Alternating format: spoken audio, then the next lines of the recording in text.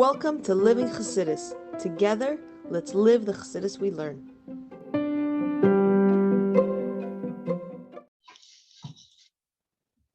Good morning, everybody, and welcome to Chassidus in the morning. 15 minutes to hopefully change your life. Mayim Rabim. So today we're going to discuss, as we talked about yesterday, we're going to discuss really the novelty. So I'll start with a quick story. Something happened to me a few years ago, and I don't know how long story. I didn't have insurance. I need to go to the dentist, and my tooth started hurting. And so in the beginning it becomes very stressful. I called up. So it happened, and I tried to ignore it, and it sort of went away for like a week or two. I'm like, okay, good, great. I don't have to think about it. And then, of course, it came back, and when it came back, it was serious, and I could tell. I'm like, I got to deal with this. And so it was stressful. I called up a few places, a few dentists, and I'll go ahead and have insurance. It's $120 to get seen. I'm like, I'll get seen. And those days I didn't really have much money, so I was like, how am I going to do this? But what ended up happening through that process, I remember at one point, finally, I found a dentist would see me just to diagnose the issue for $35, I think it was. And I remember, as that process happened, I went from afraid and then sort of worried, very stressed, to recognizing that Hashem is doing this and Hashem is doing this to help me, and really it'll be good. And in the end, I was able to. It helped. A lot of good things came out of it. And I think this is sort of the point we're saying here. We're going to talk about that the purpose of the Mayim Rabim is not to make you forget about God. It's to bring you closer to God. And we'll see. So until now, we've been saying that the Mayim Rabim, that thing in your life that stress you out, that seemingly taking away from God, they're not going to take you away from God, because even though they seem to be from a higher source, but in essence, really, the love of the nefesh elokis has to God is higher than the love than these waters, these raging concerns, these bothers, and these stresses. So the stresses aren't going to extinguish. I can't push it away. But now we're going to say something even deeper. We're going to sort of flip it on its head. Daled. Not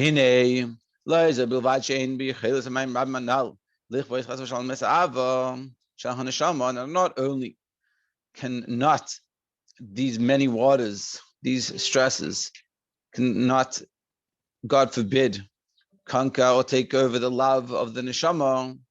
Even more than this,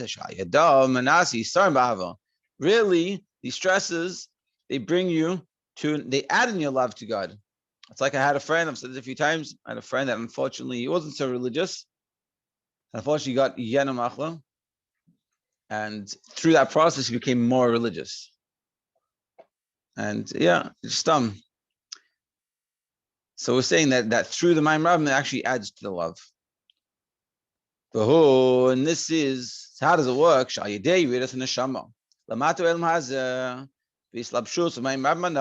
the neshama coming down and being clothed in these Mayim Rabim, it's a higher level than what before it came down. So we're saying through coming through these challenges, through the challenges in our lives, and specifically just the general challenge of the neshama, leaving its beautiful place above and coming down below in this physical world and having to do with this physical world, through that process, it causes us to get a higher level than what came down before. And like he explains in the brackets, this is the whole purpose of these stresses, of these things that come and they stress you out in these Mayim Rabim. And that's why they can't extinguish your love. The whole purpose of them being there is to add into the love. And therefore, once you recognize that, so sort of you reveal the veil. There's no reason why they need to stress you out. The whole purpose is to connect you to God better and reveal the love. So let me just connect to God. I don't have to stress about it.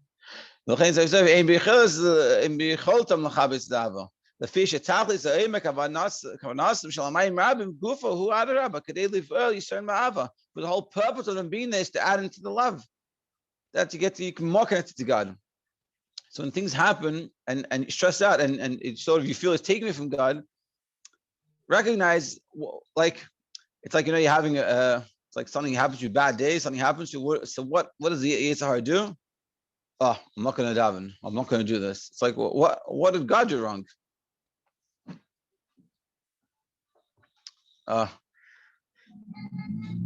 We'll talk about this questions after. Good questions. But essentially what happens, so we connect. So we connect ourselves and we feel that we're getting distracted by these things. But if we just recognize, say, hey, this is coming from God, and God is really only wanting to connect to us more, and these things are coming to stress you out, really they're coming to add to love. But the whole purpose of the neshama coming down into this world is to deal with the issues of being in this world. Having to go to work and having, to have to deal with shidduchim issues and having to do with the struggles in marriage, and the struggles with our job and the struggles with living and finding a place to live and things like this.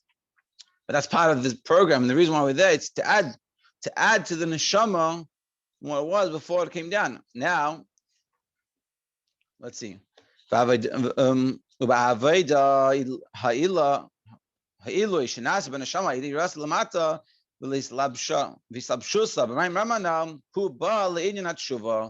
this great advantage that happens through coming onto this physical world? Instead of leaving where it was in Shemayim, it was nice and beautiful and pristine and easy. It's the inyan of tshuva. What's tshuva?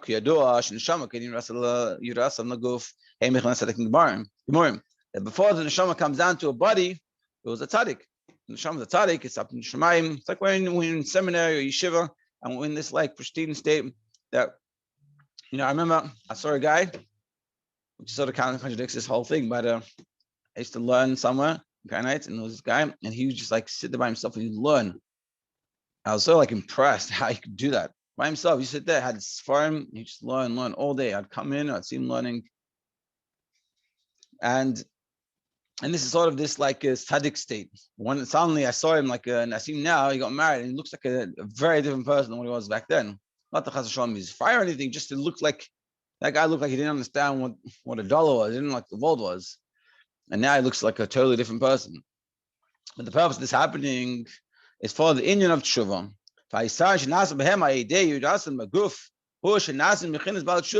What happens is when the neshama comes down, then it can come about tshuva. Like it says, the place the tzaddik gomer stands, the Rebbe, he can't stand in the place of where Baal Tshuva stands. But not just, he doesn't stand there, they're not able to. Meaning, it's like the story of the guy came to the Rebbe, and his father convinced him, the Rebbe, basically he was going to marry a non-Jew, and nothing could convince him out of it, and his father managed somehow to convince him to go to the Rebbe.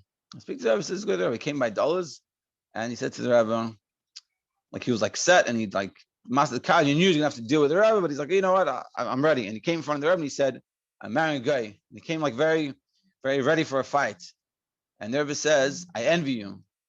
She's like, I envy me? Why? I'm doing like the worst thing you can do. So the Rebbe said, but you have a test I'll never have to deal with. And that when you overcome such a test, like where you reach, I can never deal with. Or it's like the story they came from Tanakh Tzedek, a guy came to Tanakh Tzedek, and he said, what can I do that I have no desire to learn? It's like a hassle for me. It's hard. I don't care about learning. So the Tanakh Tzedek said to him, he goes, and what should I do that I do have the desire of learning? I envy you. I like it. That's what he's saying. This is what we gain in this world. The purpose of life, and this is a very important point that he's telling us here, the purpose of life is not to be a tzaddik, not to be perfect. Not just sit there and everything's good and easy enough to have the Yetzer Hara. The purpose is to have the Yetzer Hara, because through having the Yetzer Hara and through having the struggles, we can reach a level of a Baal Tshuva. Like we're saying here, the level of Baal Tshuva is not in the opportunity, is not in the realm of reality for a tzaddik. A tzaddik can never reach that level. It's not even the ability of the tzaddik. So the neshama comes down as a tzaddik. It's nothing special, nothing great. When the neshama comes down here, we have to have these Mayim Rabim, And then we come and realize, what am I stressing out about? It's all coming from Hashem. And all the reason why he's doing this is because he wants me to reconnect to him even more. I can become Baal Tshuva. And if I do that, I'm reaching a level higher than my neshama that was higher than what my neshama was before it came down. And this is the whole purpose why the neshama came down below. Like we said, like we understand, that's not about necessarily you did something wrong, you did an avera. It's taking an neshama to its source. Tshuva is not that I did something wrong after tshuva. Just the fact that we're in this physical world, as I deal with the physical world, doing everything you can to bring it back up to its source is the goal. And that can only work when the neshama is not up above, when it comes down. Even if you don't do anything wrong here, the neshama being down here, when it puts in the effort to try to not get stuck in this world and go and connect itself to God, that's the tshuva. That's the Baal Tshuva aspect we're talking about. But then it's shaykh that it should return to its source. To the level of the Spirit of Hashem who gave us, which means the level of the neshama as it is, way above. And since the advantage, the specialness of the Baal Tshuva is greater than the specialness of a tzaddik, to the extent that the difference between a Baal Tshuva and a tzaddik is incomparably different. That a Baal Tshuva is incomparably greater than a tzaddik. And that's why, and that's why we say, we said before, that the tzaddik gomer is not able. You have here, it's like it's boldened. It's not able for the tzaddik to stand. That it's infinitely greater being a Baal Tshuva. Therefore, therefore, through the tshuva that only happens when the neshama comes down below. So what happened? This is a crazy idea. He's saying that what is achieved by the neshama coming down is greater than what the neshama was before it came down. To the level of Hashem who bestowed it, was reaching a level that's even more than what it was when the neshama before it came down. Now, what's the time? Like 2 minutes. It's such a beautiful idea. So I guess we'll see. Basically, we'll tell outside, and tomorrow we'll go inside. And basically, what the Rebbe is saying is something that doesn't, like, it's really hard to comprehend. The Rebbe is saying that the neshama started off with God in Atzmos. We said before, who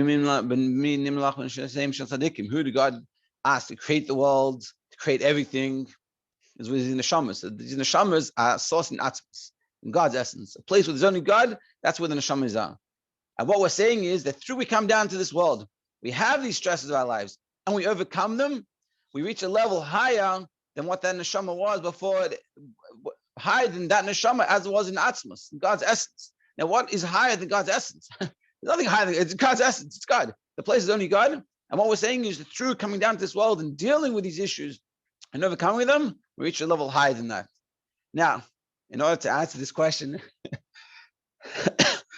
how this all works, because this is a phenomenal idea, tune in tomorrow. Have a great day, everybody. So to explain, elaborate to what we just said a little bit, is that seemingly the stress does take us away from connecting to God. And I feel it's sort of two levels. There's a simplistic level of it, where, well, yeah, whatever, we complain, have a bad day, whatever, not happy, someone said something nice to us and just bothers us, and so then we like sort of disconnect from God. But when life gets real, it's like the saying, there's no atheist in a foxhole. And when life gets real, then you go connect to God. It's like people that go to prison, unfortunately, when they go, especially like, a lot of people that aren't so religious, they become, connected to Judaism. Once they go in there, they start wanting to be more connected and learn about it. And same thing, seemingly, and that's what we're saying here, that when push comes to shove, when the real stresses of life is and stresses of money, what happens is a lot of times, like you see in shul, let's say people talk about money and stuff, and they're meant to be davening, or on Shabbos doing these things, and a lot of complaints, people should be doing the right thing, not doing the right thing. That's more when that's a less level of stress. But when it comes to the real stresses of life, like I've seen people, they're about to lose a business, and it's like it gets intense. And at that point, they're like, who do they turn to? They don't want to turn to. They turn to Hashem. They say, Hashem, if you make sure like I don't lose this business, I'll make sure to keep Shabbos. And I've heard plenty of stories like this, and different things like this. And this is sort of what we're saying, that these stresses are not coming to stress you out, they're coming to connect you to God. And the trick is to the chatchila is when it comes to things start to feel stressful for you, you don't harp on the stress. You say, what's the problem? And God is coming to make me more connected to him. And this is all it's here for. So what do I need to do? How can I connect to him more? And then the stress will go away. I'm not going to stress. I'm just going to connect. And that will make it a lot better. Does that make any sense?